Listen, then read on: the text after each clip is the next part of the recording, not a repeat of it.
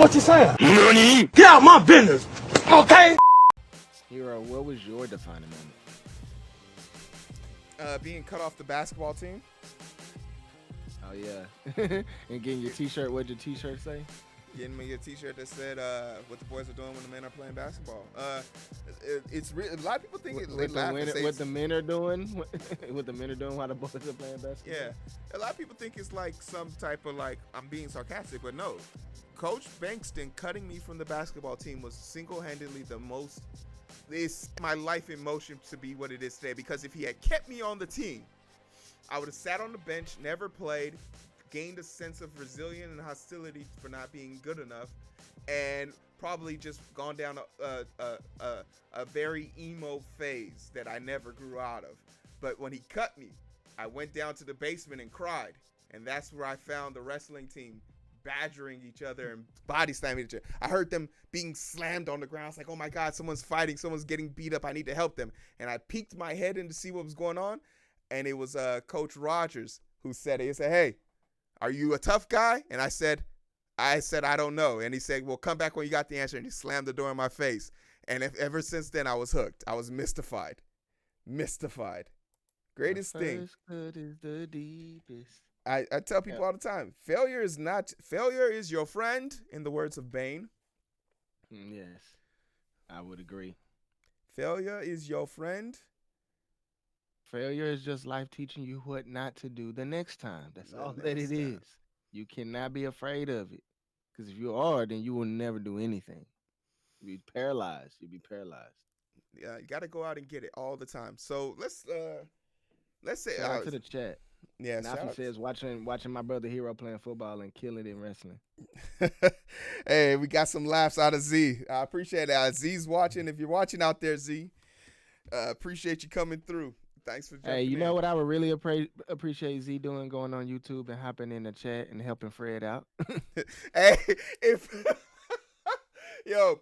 Z could figure out how to get on this stream and Shodies couldn't figure it out, I don't know, man. And you know Shodies ain't figured out because the wife has left him out to dry. Say, hey, listen, man. Papa Altenberg said MJ was cut at one time. Man, hey, speak on that right there. The GOAT got cut. Me and the GOAT got something in common. That's how many of y'all can say that? got cut from the high school basketball team. Boy, people like. Hey, and listen, he made it to the NBA. You know, he had a decent career. You made it to the NFL. I mean, I don't know which one's more difficult, the NBA or the NFL to get into. So both I think are one in a million. So I mean, look at that.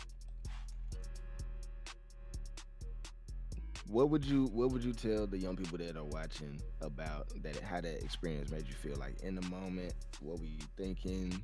How did that switch in your brain? When you're young, you live off emotion. When I was young, Linkin Park was at the pinnacle of what. Oh, snaps! Hold on, before we go any further, we have a celebrity in the house. Everybody, we got a celebrity in the house. Now, I want y'all to understand something. Back in my day, I used to drive a Nissan Sentra, all green. I called it the Batmobile. It was the best device I ever had in my life. And I was able to acquire this vehicle from my father, my uncle, for the small fortune of $250. It was like a 4-cylinder, and it took like $60 of gas to drive for a week.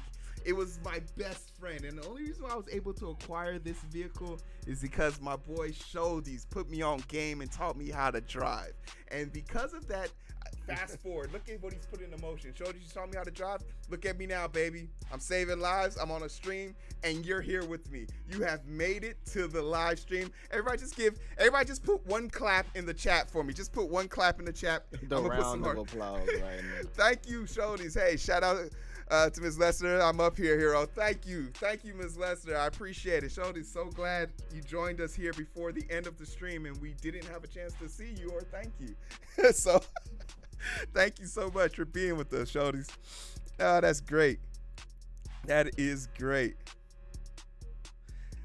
That is awesome. We got hearts in the chat, man. That's great. We got one. We got one. Navi said he let me whip it on the expressway. That's hilarious. But I like to say, like, going back to the question, the thing that a lot of people don't understand is, like, high school, you're full of emotions, everything is the most traumatic thing ever. You're just full of emotions, and a lot of things get to you. But I think a lot of what happens in the group is people, like, you don't have someone who's just gonna nudge you. Like, I wasn't the type of person who, like, needed to be feathered around and, patted on the back. I was the type of person that could handle a certain level of brute force and tolerance. Like, that was my teaching method. And it took a few people to understand, like, yo, be tough on Heero. Heero will learn how to endure. Like, he's built for it. So I needed people to be, like, extra with me because I required that level of attention. And while people might say that, oh, he's difficult, other people see it as, no, he's just particular. And I always appreciated them for that. Bankston saw in me probably potential to get better and be the best he could, but as a coach who was coaching a pretty good team, right? A pretty decent team, he didn't have time to develop players who weren't as far along, because all these people playing on team, they had already played in AAU. They had already been to all his summer camps. In fact, he had a 6-mile run in the building, a run test, just to weed out certain people. So in my mind, looking back, I don't see it as a thing like he didn't care, he didn't want to see me develop. No, he knew what it was. But he probably also realized, like, look, if he's really about that life, he'll prove me wrong. That's all he can do, right? Yeah. I don't know. That's pretty much the straightforward for me on that level. But let's see. We're gonna start building up. Yeah, we got a bunch of people in here. Everybody knows everybody, and that's something we like to see. What time is work? So it's good. 9:04. Okay. So we got Marley pushed to 12. Nafi, what are you doing? Might as well jump on and do your segment now. You ain't doing nothing, Nafi. Jump on here. Because you can't do your segment at 12. Or 1. You could do it at 1, but jump on now, Nafi. So Papa Altenberg said, "What do your coworkers, peers think about what you guys think about you guys and what you do outside of your profession?" Honestly, Papa Altenberg, I don't know what they think. They find out that I have a podcast. First of all, the people that know Heero, first of all, like, why? These people don't. They don't understand why Heero and I are friends. There's like one person's exact words were, "You guys are nothing alike," and I was like, and that what makes the show work. But yeah, some people probably care about what we say, but Heero and I really don't care. Yeah, like it's just like an outlet for us. It's fun. It's just an outlet for us. I think, like, above all else, like, if you need a kidney transplant, you're not going to sit up and ask me, "Hey, Heero, by the way, your last video only got 12 views. When you get the numbers up, you can come back and do surgery."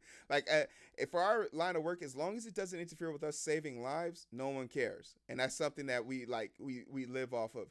But, like, we live on that call schedule, right? Like, we get called at 4:00 in the morning. Like, I think it's kind of weird now because, like, say, for example, I put in for PTO to do this.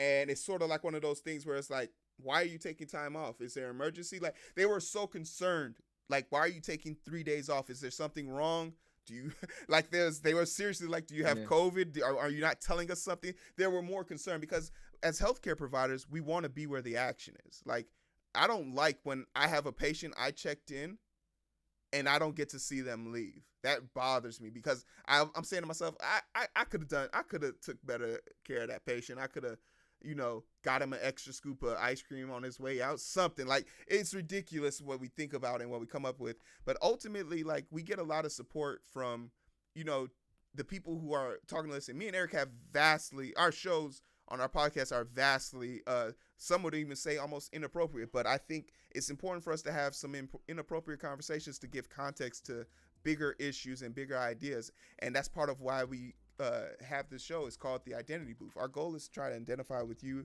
as you try to identify with us.